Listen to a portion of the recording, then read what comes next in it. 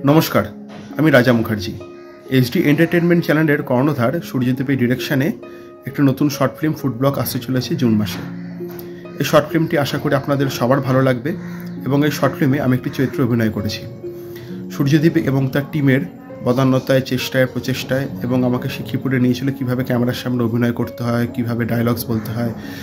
নিজেকে ক্যামেরার সামনে প্রথমবার দেখার অভিজ্ঞতা বা প্রথম কোনো শর্ট ফিল্মে অভিনয় করা, এটা একটা বাকরুদ্ধকর অনুভূতি। এই অনুভূতির কোনো ব্যাখ্যা হয় না এবং নিজেকে প্রথমবার দেখব ইউটিউবের পর্দায়, তো আলাদা একটা অনুভূতি আমার লাগছে। অনুভূতি আমার ভীষণ আনন্দ হচ্ছে। আমার আগেই বললাম এই অনুভূতির কোনো ব্যাখ্যা হয় না। সূর্যদীপের অসম্ভব প্রচেষ্টা আমাকে অভিনয় করানো এবং আমাদের সকলকে অভিনয় করানোর মধ্যে একসাথে একটা টিম হিসাবে বলতে গেলে কাজ করা, অনেক কিছু শিখেছি এই শর্ট ফিল্মে কাজ করতে গিয়ে। এবং শুধুমাত্র যারা পুরনো আছেন এইচডি এন্টারটেনমেন্ট চ্যানেলের, তারা এইচডি এন্টারটেনমেন্ট চ্যানেলের কাজ আপনারা দেখেছেন ভালো মতন।